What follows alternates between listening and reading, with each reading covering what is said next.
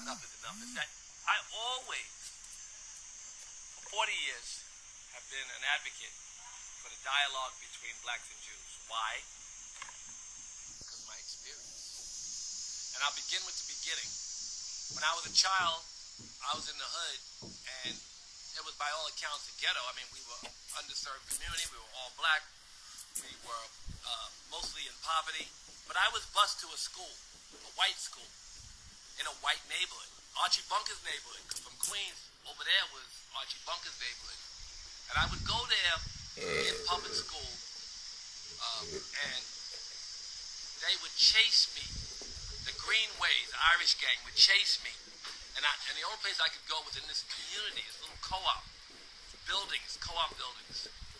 And these co-op buildings, I didn't know until later, were Jewish. So there was my first experience with Jews. I didn't know they were Jews. They were white, all white to me, right? But they were Jews. They were my first experience where Billy Lampert and Richard, so these kids, their families protected me.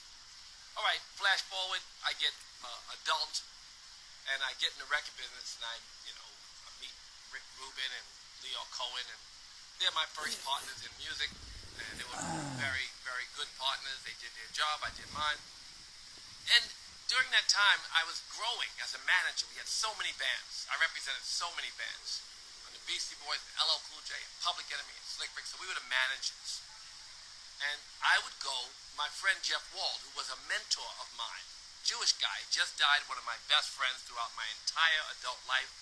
I went to his wedding. He married his African-American woman, Deborah, who I adore, and his daughter, Sarah, is my family. He married Helen Reddy. Okay, so Jeff Wald, my dear friend who just died, took me on vacation to the Koala Hilton in Hawaii, and all the senior executives and chairmen of the music companies were there. Now here I am, a young black man at the Kahala Hilton. Everybody there is Jewish. The entire community there is Jewish, and everybody there is way more successful than me. So I'm running around sucking up the knowledge, like I'm learning the game. I'm sucking up game, and I became friends with all. The only person who came once that wasn't Jewish was Tommy Mottola, but he never came back. But all of them, the Seymour Stein, whoever they were that were chairmen, I was their friend, and I was a person they would look to kind of help a little bit. And they helped me later on. I might tell that story, but probably don't have time, with the Public Enemy problem. I went right there and tried to fix the fight between Public Enemy and some of the members of the Jewish community. But they empowered me, and I learned a lot, and Jeff Wall was my supporter. And all the chairmen of the music industry were Jews. But yet, flashback before that all the first artists who became pop and got on the radio and everything else were promoted by Jews. So the Jews did what the WASP didn't want to do in that case. In the music industry, they were the ones who, of course there was some exploitation, but then who wouldn't exploit an opportunity when no one would help you but the one guy? So the one Jew would say, I'm going to do this, and some of the deals were very fair, some were not so fair, but they were the only game in town. The Jews helped empower blacks early on in music. But for me, they empowered me, and eventually I got a record deal, and we had great success. Next was fashion. There was no such thing as black people in the fashion business at all. At all. And then I ended up with 75 at least licenses. The bags, the belts, the underwear, the wallets, the leather goods, didn't include the...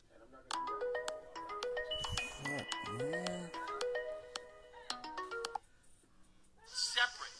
And then the bomber coats, separate. So all these separate businesses were my partners in licensing Fat Phone. And they were all from one community. No, not all, but most from one community, the Syrian Jewish community. And so I was partners with all these Syrian Jews and no WASP. There were WASP in the fashion business, as you might imagine, but none of them were my partner. So I had all these Jews, and they put me in the business. I put Jay-Z in business with some Russian Jews versus the Syrians, but I put him in business. I put Nelly in business with a Syrian Jew, Ruby Azrak, and he and them, they did $100 million one year. They must have done $500 million in gross. Huge company. It was called, what the fuck was Nelly's clothing company?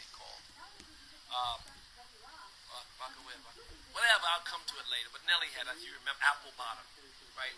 So Rockefeller, Apple, I put them all in business with Jews who helped them to become very successful. They owned their company. The Jews distributed and manufactured for them, as did I. Old Fat Farm and Jews distributed and manufactured for me. So that was my, and then one time I can tell you a great story how all the building, every building on 125th Street, owned by Jews, all by Syrian Jews too, so it's kind of interesting. The little families in Ocean Parkway owned all the real estate.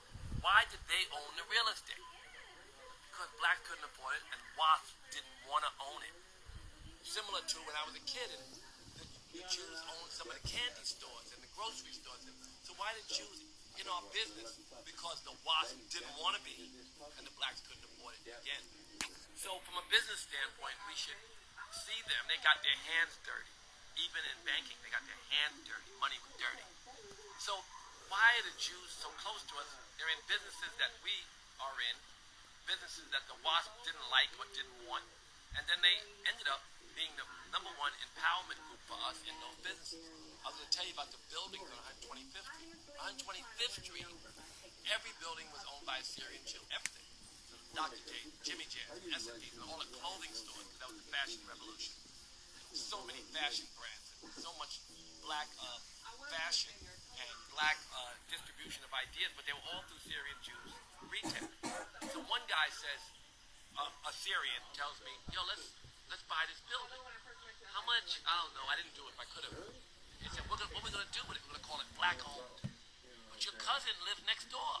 Your cousin owns the store, our competitor next door. If we buy the building, we'll be competing with your cousin. It's just business. But he wanted to yell black owned from that. That was a fact. We wanted to have a black owned store in the midst of all the Syrian owned stores. And we would have used race as a race card because, of course, 125th Street, it should be black owned. And he recognized that and tried to engage me in that process. But there was fashion.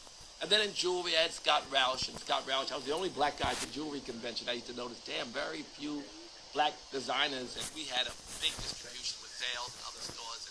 And then I went to Africa with Scott. We did the Diamond Empowerment Fund. And a bunch of Jews wrote $8 million worth of checks for the school we built, which was called the Cedar Institute in South Africa. And also for what now is a very famous school. We founded it with our money I got from the Jews. But they're not, I got it from them, the Oppenheimer family. We funded what's called the African Leadership Academy. Obama, everybody visits there now, but we started it. So, empowerment. White people are not all the same, right? Jews are different.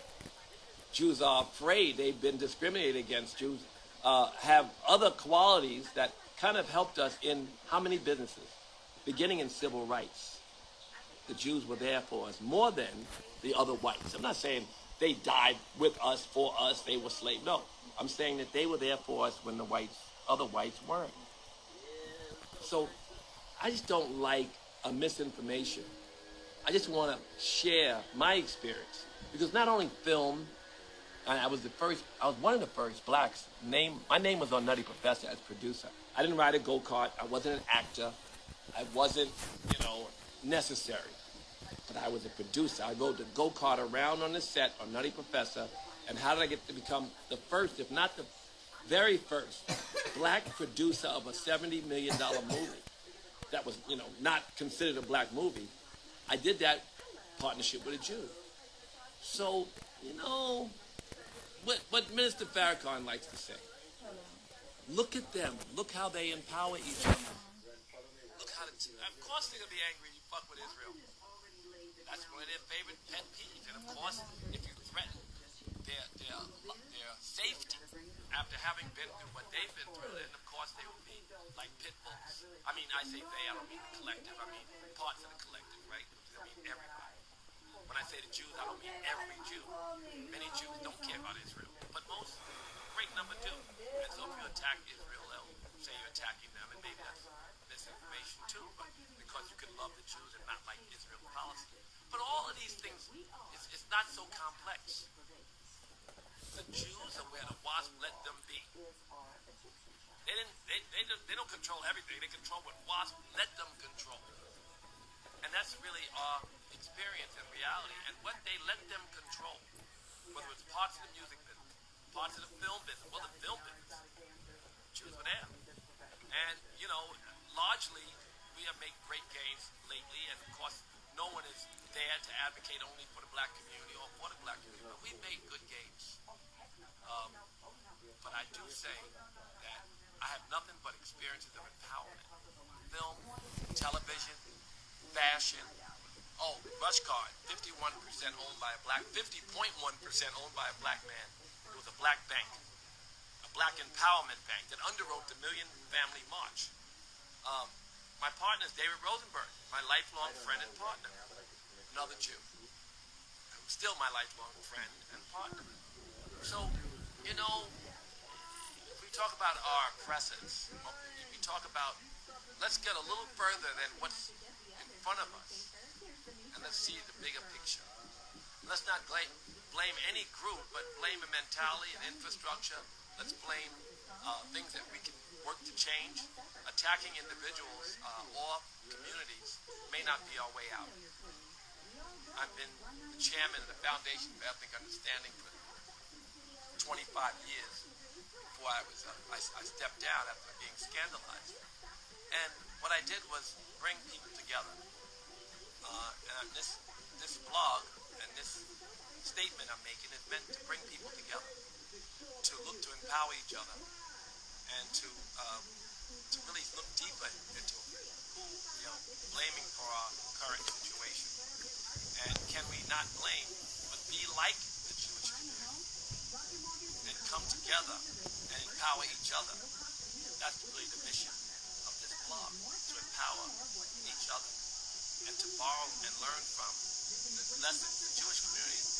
They were lucky enough to have culture and religion and a lot of similar qualities that bonded them together, including torture, including oppression.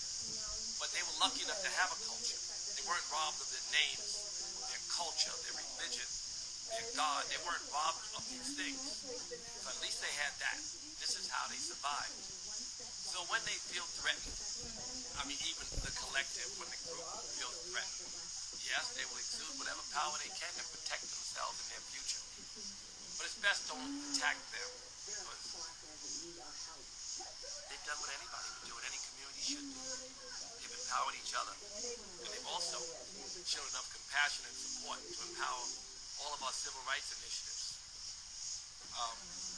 And that's, you know, the NAACP is funded by Jews, was in the beginning, and they got in quite a bit of trouble. Many Jews died in the civil rights marches and movement. They were there when the WASP weren't and aren't. So, not to attack Kanye. This is just what he can see versus what I saw. This is just my factual experience. Not to attack anybody. This is to give you another perspective on whatever they refer to as the Jewish problem. The problem is we don't act like them. The problem is we don't empower each other the way we could.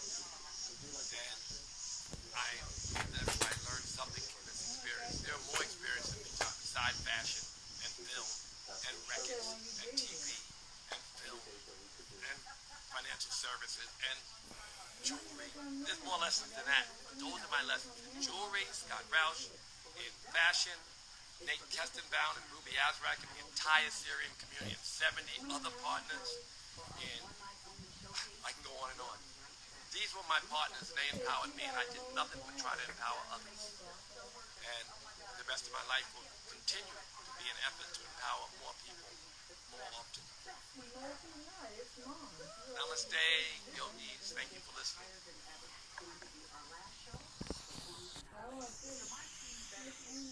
All right. Enough is enough.